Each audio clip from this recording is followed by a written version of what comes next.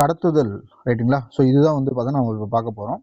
மனிதனில் கடத்துதல் இந்த டாப்பிக்கில் தான் வந்து பார்த்தோன்னா இப்போ கீழ்கண்டு நம்ம பார்க்க. உடலில் உணவு, ஆக்சிஜன் மற்றும் கழிவுப் பொருட்கள்லாம் நைட்ரஜன் போன்ற பொருட்களை தான் சொல்கிறோம். இது எல்லாமே வந்து பார்த்தீங்கன்னா ரத்தம் தான் வந்து கடத்துது ரைட்டுங்களா. ஸோ ரத்தம் வந்து பார்த்தீங்கன்னா திரவ நிலையில் உள்ள ஒரு இணைப்பு திசு. இது ஆல்ரெடி கேட்டிருக்கான் ரைட்டுங்களா. ஸோ ரத்தம் என்பது ஒரு இணைப்பு திசு தான். அது எந்த நிலையில் இருக்குது, அதனுடைய ஸ்டேட் என்ன அப்படின்னு சொல்லி கேட்டேன்னா திரவ நிலை ரைட்டுங்களா. ரத்தத்தில் பிளாஸ்மா என்ற மஞ்சள் நிற திரவமும், டைரக்ட் கொஸ்டின்ங்க, ரத்தத்தில் உள்ள பிளாஸ்மா எந்த நிறத்தில் இருக்கும் அப்படின்னு சொல்லி கேட்டேன்னா நம்ம புக்ஸ்ல கொடுத்த மாதிரி மஞ்சள் நிறம் அப்படின்றது தான் ஆன்சர் ரைட்டுங்களா. ரத்த அணுக்களும் உள்ளன. ஸோ ரத்தத்தில் என்னென்ன உள்ளன அப்படி கேட்டானா பிளாஸ்மா ஒன்றும் ரத்த அணுக்களும் ஒன்று, அதாவது பிளட் பிளேட்ஸ் அப்படின்னு சொல்லுவாங்க ரைட்டுங்களா. பிளாஸ்மா மட்டும் நம்ம எடுத்துக்கிட்டோம்னா பிளாஸ்மா உணவும் கார்பன் டை ஆக்சைடையும் நைட்ரஜனையும் ஆகிய கழிவுப் பொருட்களை ரைட்டுங்களா கரைந்த நிலையில் கடத்துகிறது ரைட்டுங்களா. ஸோ பிளாஸ்மா பொறுத்த வரைக்கும் 3 விஷயத்த கடத்துது. ஒன்று உணவு, இன்னொன்று கார்பன் டை ஆக்சைடு, இன்னொன்று நைட்ரஜன் ரைட்டுங்களா. இந்த 3மே வந்து பார்த்தீங்கன்னா கழிவுப் பொருட்கள். இந்த 3 பொருட்கள் அடங்கிய கழிவுப் பொருட்களை கரைந்த நிலையில் ரைட்டுங்களா அதையும் கரைச்சி பிளாஸ்மா வந்து எடுத்துட்டு போகுது. சிவப்பு ரத்த அணுக்கள் ஆக்சிஜனை வந்து கடத்துகிறது ரைட்டுங்களா. ரத்தத்துல ஆக்சிஜனை கடத்துவது எது அப்படின்னா சிவப்பு ரத்த அணுக்கள் அப்படின்னு சொல்லுவாங்க ரைட்டுங்களா. நெக்ஸ்ட் பாருங்க, உப்புக்கள் போன்ற அநேக பொருட்கள் கூட ரத்தத்தால் கடத்தப்படுகிறது அப்படின்றாங்க. ஸோ உப்புக்கள் அப்படின்னா இந்த நைட்ரஜன் உப்புக்கள் அந்த மாதிரி சொல்ல வராங்க. நெக்ஸ்ட் வந்து பாருங்க, ரத்தத்தை உடலை சுற்றி முழுவதும் செலுத்த ஒரு இறைக்கும் உறுப்பு வந்து தேவைப்படுகிறது, அதாவது ஒரு பம்ப் தேவைப்படுகிறது. ரத்தம் இருக்குது, பட் அந்த ரத்தம் உடம்பு ஃபுல்லா போய் சேரணும் அப்படின்னா அதை என்ன பண்ணணும், பம்ப் பண்ணணும். அதை பம்ப் பண்றதுக்கு பேர் தான் இறைக்கும் உறுப்பு அப்படின்றான். ஸோ அந்த பம்ப் பண்ற இறைக்கும் உறுப்பு தான் நம்மளுடைய இதயம் ரைட்டுங்களா. அதுக்கப்புறம் பாருங்க, வலைப்பின்னல் போன்ற குழாய்கள் மூலம் எல்லா திசுக்களையும் சென்றடையவும் பழுதடைந்தால் பழுது பார்க்கப்படவும் வேண்டும் அப்படின்னு சொல்லிட்டு சொல்றோம் ரைட்டுங்களா. இது வலைப்பின்னல் போன்ற குழாய்கள் அப்படின்னு சொன்னா ரத்த நாளங்களை தான் சொல்றோம். இந்த ரத்த நாளங்கள் மூலமா வந்து பாத்தீங்கன்னா ஒவ்வொரு செல்லுக்கும் வந்து பாத்தீங்கன்னா உறுப்புகளுக்கும் ரத்தம் வந்து பாத்தீங்கன்னா அனுப்பப்படுகிறது ரைட்டுங்களா. இன்கேஸ் அந்த ரத்த நாளம் டேமேஜ் ஆனா அதை பழுது பார்க்கணுமா ரைட்டுங்களா. நெக்ஸ்ட் பார்க்கலாம். இப்ப இந்த இறைக்கும் பம்ப் வந்து பாத்தீங்கன்னா இறைப்பி அப்படின்னு சொல்லிட்டு தமிழ்ல சொல்றான். இதயம் அப்படின்னு சொல்லிட்டு இப்ப நம்ம வழக்கத்துல பயன்படுத்துறோம். சரி ஓகே. இதயன்றது வந்து பார்த்தா நம் கைப்பிடி அளவுள்ள ரைட்டுங்களா. இதயம் என்ன சைஸ்ல இருக்கும், நம்மளுடைய கைப்பிடி சைஸ் தான் இருக்குமா ரைட்டுங்களா. உறுப்பு வந்து இதயம். இதில் ஆக்சிஜன் மற்றும் கார்பன் டை ஆக்சைடு இரண்டும் ரத்தத்தால் கடத்தப்பட வேண்டும் ரைட்டா. என்ன சொல்ல வரோம், ஆக்சிஜனையும் கார்பன் டை ஆக்சைடும் ரெண்டுமே ரத்தத்துல கலக்கணும்னு ஒரு பாயிண்ட் சொல்லியிருக்கான். இன்னொரு பாயிண்ட் வந்து பார்த்தா இதயத்தினுடைய சைஸ் வந்து பார்த்தோன்னா நம்ம கைப்பிடி அளவு தான் இருக்கும். ஆக்சிஜன் நிறைந்த ரத்தம் பாருங்க, ஆக்சிஜன் நிறைந்த ரத்தம் கார்பன் டை ஆக்சைடு நிறைந்த ரத்தத்துடன் கலக்காமல் ரைட்டுங்களா, கலக்காமல் தடுக்க இதயம் பல அறைகளால் ஆனது ரைட்டுங்களா. இங்க என்ன கான்செப்ட் சொல்ல வரோம், ஆக்சிஜன் ரத்தமும் கார்பன் டை ஆக்சைடு இருக்கிற ரத்தமும் ஒன்னோட ஒன்று மிக்ஸ் ஆகக்கூடாது. அதனால தான் இதயம் வந்து அந்த சாம்பர்ஸ் சொல்றாங்க இல்லையா, ஆர்டிகல் வென்ட்ரிக்கல் இதெல்லாம் அதை மாதிரி பிரிச்சு வச்சிருக்காங்கன்னு சொல்ல வரான். இதயம் பல அறைகளால் ஆனது. என்ன காரணம் பல அறைகளால் ஆனது, காரணம் என்ன, ஆக்சிஜன் நிறைந்த ரத்தமும் கார்பன் டை ஆக்சைடு நிறைந்த ரத்தமும் ஒன்னோட ஒன்று வந்து பார்த்தீங்கன்னா கலக்கக்கூடாது ரைட்டுங்களா. நெக்ஸ்ட் பாருங்க, கார்பன் டை ஆக்சைடை நீக்குவதற்கு கார்பன் டை ஆக்சைடு கலந்த ரத்தம் நுரையீரலுக்கு அனுப்பப்பட வேண்டும். இதாங்க கான்செப்ட். இப்ப ரத்தத்துல வந்து பார்த்தீங்கன்னா கார்பன் டை ஆக்சைடு இருக்கு, அந்த கார்பன் டை ஆக்சைடை வந்து பார்த்தோன்னா வெளியே எடுக்கணும் அப்படின்னா ரத்தம் வந்து எங்க அனுப்பணும், நுரையீரலுக்கு அனுப்பப்பட வேண்டும். ஆக்சிஜன் நிறைந்த ரத்தம் நுரையீரலிருந்து இதயத்திற்கு எடுத்து செல்லும் ரைட்டுங்களா. அப்போ ஆக்சிஜன் ரத்தம் எங்கிருந்து வருது, நுரையீரலிருந்து இதயத்துக்கு ரிட்டர்ன் வருது. ஃபர்ஸ்ட் வந்து பாத்தீங்கன்னா கார்பன் டை ஆக்சைடு நிறைந்த ரத்தம் நுரையீரலுக்கு போச்சு, அங்க போயிட்டு கார்பன் டை ஆக்சைடு நீக்கிட்டு ஆக்சிஜனை ஃபில் பண்ணி மறுபடியும் இதயத்துக்கு கொண்டு வருது ரைட்டுங்களா. நெக்ஸ்ட் வந்து பார்த்தா ஆக்சிஜன் நிறைந்த ரத்தம் மற்ற பாகங்களுக்கு இறைக்கப்பட வேண்டும். இப்போ என்ன பண்ணுச்சு, ஆக்சிஜன் நிறைந்த ரத்தம் வந்து பார்த்தீங்கன்னா இதயத்துக்கு வந்துச்சு, இதயம் என்ன பண்ண போகுதுன்னா அதை பம்ப் பண்ணி மற்ற பார்ட்டுகள்லாம் வந்து பார்த்தோன்னா இப்போ வந்து அனுப்ப போகுது. ஆக்சிஜன் நிறைந்த சுத்த ரத்தம் ரைட்டுங்களா, சுத்தமான ரத்தம்ன்றது ஆக்சிஜன் இருக்கிற ரத்தம் ரைட்டுங்களா. இப்போ நுரையீரலிருந்து மெல்லிய சுவரை உடைய இடது ஆரிக்கலை லெஃப்ட் ஏட்ரியம் அடைகிறது ரைட்டுங்களா. நம்ம இதயம் பார்த்துருப்போம், இதுதான் இதயம்னு வச்சுக்கோங்க. இது 4 சேம்பரை நான் பிரிச்சுக்கிறேன். இது வந்து பாத்தீங்கன்னா மேல இருக்க 2 சேம்பர் வந்து ஆரிக்கல் சேம்பர், கீழே இருக்க 2 சேம்பர் வந்துன்னா வென்ட்ரிக்கல் சேம்பர் ரைட்டுங்களா. என்ன சொல்ல வரேன்னா மெல்லிய சுவரை உடைய ஆரிக்கல் அப்படின்னு சொல்லி சொல்றான். அப்போ இது இந்த சேம்பர் தான் வந்து ஆரிக்கல் சேம்பர். இதனுடைய சுவர் எப்படி இருக்குமா, ரொம்ப மெலிசா இருக்கும் ரைட்டுங்களா, மெலிசா இருக்குமா. ஸோ இங்க வந்து அது ஃபில் ஆகுது. நெக்ஸ்ட் என்ன சொல்றாங்க பாருங்க, இடது ஆரிக்கல் விரிவடைந்து, ரைட்டுங்களா, இடது ஆரிக்கல் விரிவடைந்த பிறகு சுருங்குகிறது, ரைட்டுங்களா. ஸோ ரத்தம் வந்து சேர்ந்த உடனே அந்த பார்ட் வந்து அப்படியே பல்ஜ் ஆகுது, விரியுது. அதுக்கப்புறம் அது என்ன பண்ணுது, மறுபடியும் சுருங்குது. அப்படி சுருங்கும் போது இடது வென்ட்ரிக்கல் விரிவடையும், ரைட்டா. ஸோ இங்கிருந்து ரத்தம் மறுபடியும் இடதுல இருக்கிற வென்ட்ரிக்கலுக்கு வந்துடும். ஆரிக்கல் சுருங்கி வென்ட்ரிக்கலுக்கு அமுச்சு விட்டுது, ரைட்டா. அதனால் நல்லா சொல்றாங்க பாருங்க, அதனால தான் ரைட்டுங்களா இடது வென்ட்ரிக்கலை லெஃப்ட் ஏட்ரியம் அடைகிறது ரத்தம், ரைட்டுங்களா. ஸோ இது சுருங்குறதுனால தான் இடது வென்ட்ரிக்கல் வந்து பார்த்தீங்கன்னா ரத்தம் அடையுது அப்படின்னு சொல்லி சொல்றான், ரைட்டுங்களா. சுருங்கும் பொழுது ரத்தம் உடலுக்குள் செலுத்தப்படுகிறது, ரைட்டுங்களா. இப்போ இந்த இடது வென்ட்ரிக்கல் வந்து சுருங்கும் பொழுது இங்கிருந்து வந்து பார்த்தீங்கன்னா பெரும் தமனி இங்கிருந்து போகும், ரைட்டுங்களா. பெருந்தமனின்னு சொல்லுவாங்க. சுருங்கும் பொழுது ரத்தம் வந்து பார்த்தீங்கன்னா பாடியில் எல்லா பார்ட்டுக்கும் வந்து அனுப்புது, ரைட்டுங்களா. ரத்தம் உடலுக்குள் செலுத்தப்படுகிறது. ஆக்சன் அற்ற அசுத்த ரத்தம் உடலின் பல பகுதிகளிலிருந்து வலது ஆரிக்கலை அடைகிறது, ரைட்டுங்களா. அப்போ வலது ஆரிக்கல் வந்து அது ஆரிக்கலுக்கு வர ரத்தம் எந்த ரத்தம் அப்படின்னு சொன்னா ஆக்சிஜன் கம்மியா இருக்கிற அசுத்த ரத்தம், ரைட்டுங்களா. நெக்ஸ்ட் என்ன சொல்றான் பாருங்க, அதனால் அது விரிவடைகிறது, ரைட்டா. ரத்தம் வந்து சேர்ந்த உடனே ஆரிக்கல் என்ன பண்ணுது, விரிவடையுது. வலது ஆரிக்கல் சுருங்கும் பொழுது, இப்போ இந்த வலது ஆரிக்கல் வந்து சுருங்கும் பொழுது ரத்தம் வந்து பாத்தீங்கன்னா எங்க வந்துடும், இடது வென்ட்ரிக்கலுக்கு வந்துடும். ரத்தம் சாரி வலது வென்ட்ரிக்கலை அடைகிறது. வலது வென்ட்ரிக்கல் சுருங்கும் பொழுது ஆக்சிஜனேற்றம் பெறுவதற்கு சுத்தமாக்கப்படுவதற்கு வந்து பாத்தீங்கன்னா அது டைரக்டா நுரையீரலுக்கு வந்து பாத்தீங்கன்னா அனுப்புது. எதனால நுரையீரலுக்கு அனுப்புகுது, ஏன்னா இப்போ ரத்தத்துல வந்து ஆக்சிஜன் அளவு கம்மியா இருக்குது. அதனால ஆக்சிஜன் நேற்றம் பெறுவதற்கு சுத்தமாக்கப்படுவதற்கு வந்து பார்த்தீங்கன்னா நுரையீரலுக்குள் செலுத்தப்படுகிறதுன்னு சொல்றோம். நெக்ஸ்ட் பாருங்க, வென்ட்ரிக்கல் ரத்தத்தை பல பாகங்களுக்கு செலுத்த வேண்டியதால், ரைட்டுங்களா. ஆரிக்கல் வென்ட்ரிக்கல் மேல இருக்கிற பார்ட் வந்து பாத்தீங்கன்னா ஆரிக்கல் பார்ட், கீழே இருக்கிற ரெண்டு பார்ட் வந்து வென்ட்ரிக்கல் பார்ட். இந்த வென்ட்ரிக்கல் பார்ட் தான் என்ன பண்ணுது, பம்ப் பண்ணி ரத்தத்தை பல திசுக்களுக்கும் உறுப்புகளுக்கும் அனுப்புது, ரைட்டுங்களா. வென்ட்ரிக்கலின் அறைகள் ஆரிக்கலை விட கட்டியான தசைகளால் ஆனது. இப்படி எடுத்துக்கலாம், உறுதியான தசைகள், திடமான தசைகள் அப்படின்னு சொன்னா.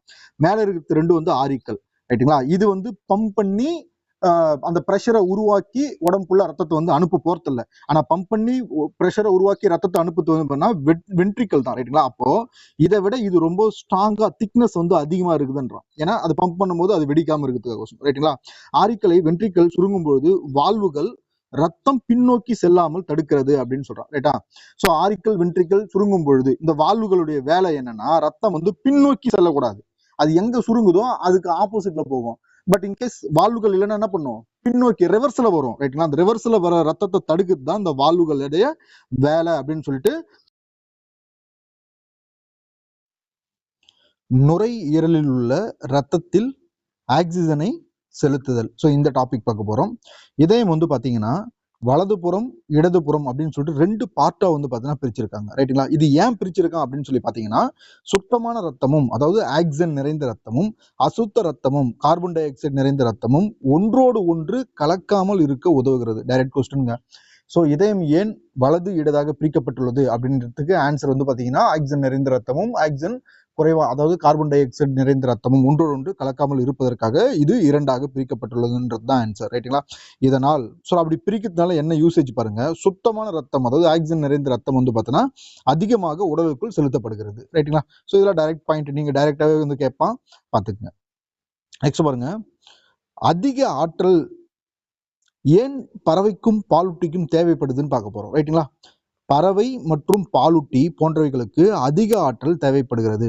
டைரக்டா கேட்கலாம், பறவை பாலூட்டிகளுக்கு குறைவான ஆற்றல் தேவைப்படுகிறதா அதிகமான ஆற்றல் தேவைப்படுகிறதா எனர்ஜி தேவைப்படுதான்னு கேட்டேன்னா அதிகம்ன்றது தான் இதுக்கு ஆன்சரா இருக்கும், ரைட்டுங்களா. ஸோ எதனால இந்த எனர்ஜியை வந்து அது யூஸ் பண்ணுது அப்படின்னு பாக்குறேங்க, உடல் வெப்பநிலையை சீராக்க, ரைட்டுங்களா. ஸோ எனர்ஜியை யூஸ் பண்ணி என்ன பண்ணுது, பாடி டெம்பரேச்சரை வந்து பார்த்தீங்கன்னா மெயின்டைன் பண்ணுது. பறவை இந்த ஆற்றலை வந்து பார்த்தீங்கன்னா பயன்படுத்துகிறது அப்படின்னு சொல்றாங்க, ரைட்டுங்களா. ஒரு பேர்ட்ஸ் இந்த எனர்ஜியை எதுக்கு யூஸ் பண்ணுது, பாடி டெம்பரேச்சரை ஒரு மெயின்டைன் பண்றதுக்கு, ஒரே சீரா மெயின்டைன் பண்றதுக்கு பயன்படுத்துது, ரைட்டுங்களா. இதற்காக விலங்குகள் ஆற்றலை பயன்படுத்துவதில்லை. சரி, ஓகே. பறவைகள் தான் வந்து பாத்தீங்கன்னா ஆற்றலை பயன்படுத்தி உடலினுடைய வெப்பநிலையை வந்து சீரா வச்சுக்குது அப்படின்னு சொல்லி சொல்றான். அதே போல விலங்குகள் எடுத்துக்கிட்டோம்னா அந்த ஆற்றலை பயன்படுத்தி உடல் வெப்பநிலையை சீராக வைத்துக்கணும்னு சொல்லிட்டு அதுக்கு எந்த அவசியமும் இல்லை. அதனால வந்து பாத்தீங்கன்னா விலங்குகள் பயன்படுத்துவதில்லைன்றது வந்து பாத்தீங்கன்னா இதுக்கு ஆன்சர். நெக்ஸ்ட் பாருங்க, உடல் வெப்பநிலையை சுற்றுப்புற வெப்பநிலையை சார்ந்துள்ளது, ரைட்டுங்களா. அப்போ விலங்கு விலங்கு வந்து பார்த்தோன்னா அப்போ எப்படி பாடி டெம்பரேச்சரை கூல் பண்ணுது அப்படின்னு சொன்னா சுற்றுப்புற வெப்பநிலை அதாவது என்விரான்மெண்ட், இந்த என்விரான்மெண்ட்டை சார்ந்து அதனுடைய பாடி டெம்பரேச்சர் வந்து அது வந்து மெயின்டைன் பண்ணுது. நெக்ஸ்ட் என்ன சொல்றாங்கன்னா, நம்ம ஃபர்ஸ்ட் பறவை பார்த்தோம், ரெண்டாவது வந்து பாலூட்டி பார்த்தோம், விலங்குகள் பார்த்தோம், மூணாவது வந்து இருவாழ்விகள். இருவாழ்விகள்னா தண்ணிலையும் வாழும் தரையிலையும் வாழும். ஸோ இதுக்கு பேர் தான் இருவாழ்விகள் அப்படின்னு சொல்லுவாங்க. இந்த இருவாழ்விகளை பாருங்க, இருவாழ்விகள் மற்றும் அநேக ஊர்வனத்தில் 3 அறை இதயம் வந்து காணப்படுகிறது. ரைட்டுங்களா? இருவாழ்விகள்னா தவளை அந்த மாதிரி. அதே மாதிரி ஊர்வன அப்படின்னு நம்ம எடுத்துக்கிட்டோம்னா எல்லா ஊர்வன அப்படின்னு சொல்லிட்டு அவன் சொல்ல, அனைத்தும்னு சொல்லல, அநேக அப்படின்னா மேக்சிமம். ரைட்டுங்களா? மேக்சிமம் அந்த பாலூட்டிங்கெல்லாம் வந்து பாத்தீங்கன்னா எத்தனை சேம்பர் இருக்கும், எத்தனை அறை இருக்கும் இதயத்துல அப்படின்னு சொல்லி பார்த்தோம்னா 3 அறைகள் வந்து இருக்கும். ரைட்டுங்களா? சுத்த ரத்தமும் அசுத்த ரத்தமும் கலப்பதை பாருங்க, சுத்த ரத்தமும் அசுத்த ரத்தமும் கலப்பதை இவைகளால் பொறுத்து கொள்ள முடியும். ரைட்டா? சோ பறவை, பாலூட்டி, ஊர்வன, அதுக்கப்புறம் வந்து பாத்தீங்கன்னா இருவாழ்விகள், இந்த 4த்தையும் பாக்குறோம். பறவையும் பாலூட்டியும் வந்து பாத்தீங்கன்னா சுத்த ரத்தமும் அசுத்த ரத்தமும் வந்து கலக்காது. ஆனா இருவாழ்விலையும் ஊர்வனவற்றிலையும் சுத்த ரத்தமும் அசுத்த ரத்தமும் கலக்கும். அப்படி கலந்தா கூட அதால வந்து பாத்தீங்கன்னா பொறுத்து கொள்ள முடியும் அப்படின்னு சொல்லிட்டு சொல்றாங்க. இது டைரக்ட் கொஸ்டினே கேட்கலாம். ஸோ சுத்த ரத்தமும் அசுத்த ரத்தமும் கலப்பதை பொறுத்து கொள்ளக்கூடியது எது அப்படின்னு ஸ்டேட்மெண்ட்ல கேட்டா அனைத்து இருவாழ்விகள் அப்படின்னு சொல்லி கொடுக்கலாம். இல்லைன்னா அனைத்து ஊர்வனன்னு கொடுக்கலாம். ஆனா அனைத்து ஊர்வன என்பது தவறு. ஏன்னா பெரும்பாலும் அநேக ஊர்வனங்கள் தான் சொல்லியிருக்கான். ரைட்டுங்களா? ஸோ ஸ்டேட்மெண்ட்ல கேட்டா கூட நீங்க இதுக்கு சரியான ஆன்சர் புரிதலோட பண்ணுங்க. அடுத்து பாருங்க, எக்ஸாம்பிளுக்கு வந்து மீன் கொடுத்துருக்கான். மீன்ல இதயத்துல எத்தனை சேம்பர் இருக்கு, எத்தனை அறை இருக்குன்னா 2 அறை இருக்கு. ரைட்டுங்களா? இந்த 2 அறை மூலமாக வந்து பார்த்தோன்னா ரத்தம் செவுளுக்குள் செலுத்தப்பட்டு, எப்படி நம்ம நுரையீரலுக்குள்ள ரத்தம் வந்து பார்த்தோன்னா போய் ப்ராசஸ் பண்ணி ஆக்சிஜன் எடுத்துன்னு வருதோ, அதே மாதிரி மீனுக்கு வந்து பார்த்தோன்னா செவுளுக்குள்ள செலுத்தப்பட்டு ஆக்சிஜனேற்றம் வந்து அடைந்து நேரடியாக உடலின் மற்ற பகுதிகளுக்கு செலுத்தப்படுகிறது அப்படின்னு சொல்லிட்டு சொல்றாங்க. ரைட்டுங்களா? ஸோ நெக்ஸ்ட் வந்து பாருங்க, நெக்ஸ்ட் ரத்த சுழற்சியின் பொழுது ரத்தம் ஒரே ஒரு முறை மட்டும் இதயம் வழியாக செல்லும். ரைட்லா? மீனுக்கு வந்து பார்த்தோன்னா ரத்த சுழற்சி அந்த சைக்கிள்ல வந்து பார்த்தோன்னா ஒரே சைக்கிள் மட்டும் தான் பண்ணுது. ரைட்டுங்களா? மீன் என்பது 2 எழுத்தா, மீன் என்பது 2 எழுத்து. அதனால இதுக்கு 2 அறையில் கொண்ட இதயம் இருக்குது. ஆனா இதுல ரத்த சர்க்கிள் வந்து பாத்தீங்கன்னா ஒரே ஒரு முறை மட்டும் தான் வந்து பாத்தீங்கன்னா சுத்தி வரும். அப்படி கூட நீங்க ஞாபகம் வச்சுக்கலாம். இதயம் வழியாக செல்லும். மற்ற முதுகெலும்பு உள்ள விலங்குகளில், மற்ற முதுகெலும்பு உள்ள விலங்குகள் அப்படின்னு சொன்னா பொதுவா பேசிக்கா விலங்குகள் தான் சொல்ல வரான். ஒவ்வொரு சுழற்சியின் போதும் ரத்தம் 2 முறை இதயம் வழியாக செல்லும். ரைட்டுங்களா? ஸோ மீனுக்கு வந்து ஒரு சைக்கிள் மட்டும்தான் இதயத்திலிருந்து ரத்தம் சுத்தி வரும். ஆனா மற்ற முதுகெலும்பு விலங்குகள் எடுத்துக்கிட்டோம்னா நமக்கு வந்து 2 சைக்கிள் வரும் அப்படின்னு சொல்லி சொல்றான். ரைட்டுங்களா? இது இரட்டை சுழற்சி, டபுள் சர்க்குலேஷன் எனப்படும் அப்படின்னு சொல்றாங்க. ஸோ இதை டைரக்டா வந்து கொஸ்டின் கேட்கலாம். டபுள் சர்க்குலேஷன், ரைட்டுங்களா, இரட்டை சுழற்சி முறை எந்த உயிரினங்களில் நடைபெறுகிறது அப்படின்னு சொல்லிட்டு கொடுத்துட்டு ஆப்ஷன்ல மீன் கொடுத்துருந்தோம்னா அது வந்து தப்புன்னு நீங்க எடுக்கணும். ஏன்னா மீனுக்கு ஒரு சைக்குலேஷன் தான் இருக்கு. ரைட்டுங்களா? நெக்ஸ்ட் சாதாரண சிஸ்டோலிக் அழுத்தம் அப்படின்னு சொல்லி எடுத்துக்கிட்டோம்னா அது 120 mmHg. இது mm ஆக்சுவலி. ரைட்டுங்களா? சாதாரணமா சிஸ்டோலிக் அழுத்தம் வந்து 120 mmHg இருக்கும். டயஸ்டோலிக் அழுத்தம் அப்படி வந்து பாத்தீங்கன்னா 80 mmHg இருக்கும். இப்போ இந்த சிஸ்டோலிக்னா என்ன, டயஸ்டோலிக் என்ன அப்படின்னு சொல்லிட்டு பார்க்கலாம். ஸோ ஒரு பாக்ஸ்ல கொடுத்துருக்காங்க, பாக்ஸ் கண்டென்ட்டா கொடுத்துருக்காங்க. ரத்த அழுத்தம், பிளட் பிரஷர் பாருங்க, ரத்த நாளங்களில் ரத்தத்தை செலுத்தும் விசை. ரைட்டுங்களா? அந்த பிளட் வெசல் இருக்குல்ல, ரத்த குழாய்கள் இருக்குல்ல, அதுல ஒரு ஃபோர்ஸ் ஒன்று வரும். ரைட்டுங்களா? இதயம் வந்து பம்ப் பண்றதுனால அந்த ரத்தம் வந்து ஒரு ஃபோர்ஸா போகும் இல்லையா, அந்த ஃபோர்ஸ் தான் ரத்த அழுத்தம் அப்படின்னு சொல்லி சொல்றாங்க. ரைட்டுங்களா? அந்த ரத்த அழுத்தம் பாருங்க சிரைகளை விட தமனிகளில் அதிகமாக இருக்கும். ரைட்டுங்களா? ரத்த அழுத்தம், அந்த பிளட் பிரஷர் வந்து பாத்தீங்கன்னா சிரைகள்ல அதிகமா இருக்குமா, தமனிகள்ல அதிகமா இருக்குமா அப்படின்னு சொல்லி பார்த்தோம்னா தமனிகள்ல தான் வந்து பாத்தீங்கன்னா அது அதிகமா இருக்கும்னு சொல்லி சொல்றான். ரைட்டுங்களா? வென்ட்ரிக்கிள் சுருங்கும் பொழுது பாருங்க, இது ஒரு இதயம்னு வச்சுங்களேன், என் டயக்ராம் இப்படிதான் இருக்கும். மேல வந்து பாத்தீங்கன்னா ஆரிக்கல், கீழே வந்து வென்ட்ரிக்கல். ரைட்லா? வென்ட்ரிக்கல் சுருங்கும் போது தான் இங்க கீழே இருக்கிற ரத்தம் வந்து உடல் முழுவதும் செலுத்தப்படுது. ரைட்டுங்களா? பாருங்க, வென்ட்ரிக்கல் சுருங்கும் பொழுது தமனிகளில் ஏற்படும் அழுத்தம் சிஸ்டோலிக் அழுத்தம் எனப்படும். ரைட்டுங்களா? சிஸ்டோலிக் அழுத்தம் வந்து எதில் ஏற்படுகிறது அப்படின்னு சொல்லி பார்த்தீங்கன்னா தமனிகள்ல. ஏன் ஏற்படுது? வென்ட்ரிக்கல் வந்து சுருங்குது, அதனால ஏற்படுகிறது. ரைட்டுங்களா? வென்ட்ரிக்கல் விரிவடையும் பொழுது தமனிகளில் ஏற்படும் அழுத்தம் டயஸ்டோலிக் அழுத்தம். ரைட்லா? சுருங்குனா வந்து சிஸ்டோலிக்கு, அதே இதயம் வந்து பார்த்தீங்கன்னா விரிவடைஞ்சு அதுக்கு பேர் என்ன சொல்றாங்க, டயஸ்டோலிக் அழுத்தம் அப்படின்னு சொல்லி சொல்றாங்க. இது பாதரச மட்டத்துல மெர்க்குரி லெவல் வச்சுதான் கண்டுபிடிப்பாங்க. சிஸ்டோலிக் அழுத்தம் 120 mmHg-யும் டயஸ்டோலிக் அழுத்தம் வந்து பாத்தீங்கன்னா 80 mmHg வந்து பாத்தீங்கன்னா இருக்கும்.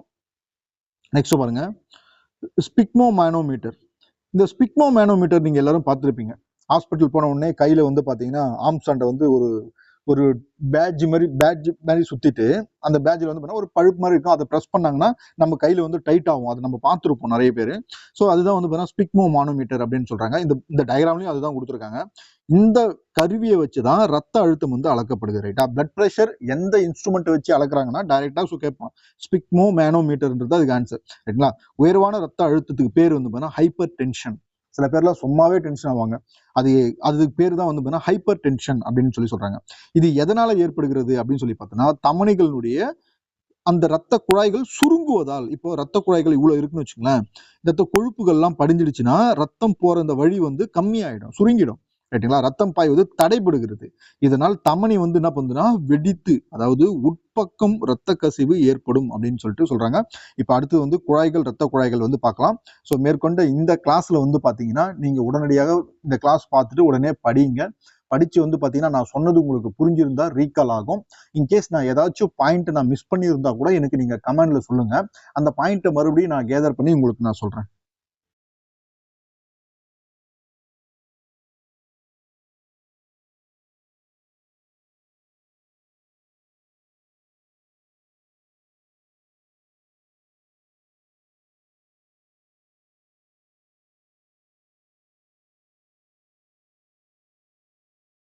இண்டெக்ஸ் கிளாஸஸ் உங்களுக்கு யூஸ்ஃபுல்லா இருக்கும்னு நாங்க நம்புறோம். இண்டெக்ஸ் கிளாஸஸ் ஆர்ஆர்பி மற்றும் எஸ்எஸ்சி போன்ற சென்ட்ரல் கவர்மெண்ட் எக்ஸாமுக்கு ப்ரிப்பேர் பண்ற மாணவர்களுக்காக, அதுவும் குறிப்பாக தமிழ்ல ப்ரிப்பேர் பண்ற மாணவர்களுக்காக இந்த கிளாஸஸ் வந்து ஸ்டார்ட் பண்ணியிருக்காங்க. இந்த கிளாஸ் வந்து பாத்தீங்கன்னா உங்களுக்கு யூஸ்ஃபுல்லா இருக்கும் அப்படின்னு சொல்லிட்டு நாங்க நம்புறோம். உங்களுக்கு தேவை அப்படின்னு தோன்றினா, உங்களுக்கு யூஸ்ஃபுல்லா இருக்கும், பயனுள்ளதாக இருக்கும் அப்படின்னு நீங்க நினைச்சீங்கன்னா இண்டெக்ஸ் கிளாஸஸ்க்கு ஆதரவு தரலாம். இந்த கிளாஸ்ல இருக்கிற 10 நிமிஷம் வீடியோவை ரெடி பண்றதுக்கு நோட்ஸ் எடுக்கணும், பிடிஎஃப் எடிட் பண்ணணும், பிடிஎஃப் படிக்கணும், அதில் இருக்கிற கான்செப்ட் எல்லாம் நாங்கள் அண்டர்லைன் பண்ணணும், பிறகு அதை ரெக்கார்ட் பண்ணணும். ரெக்கார்ட் பண்ண உடனே தேவையில்லாத நாய்ஸ் எல்லாம் வரும், அதை டெலிட் பண்ணிட்டு மறுபடியும் ரெக்கார்ட் பண்ணணும். மறுபடியும் வந்து பார்த்தீங்கன்னா எடிட் பண்ணி அந்த ப்ராசஸ் வந்து நடந்து முடிக்கிறதுக்கே ஒரு 10 நிமிஷம் வீடியோவுக்கு கிட்டத்தட்ட 5 மணி நேரம் வந்து செலவிட வேண்டியதா இருக்குது. நீங்க இந்த கிளாஸை கன்சிடர் பண்ணி விருப்பப்பட்டா பின்தொடரலாம். Indus classes.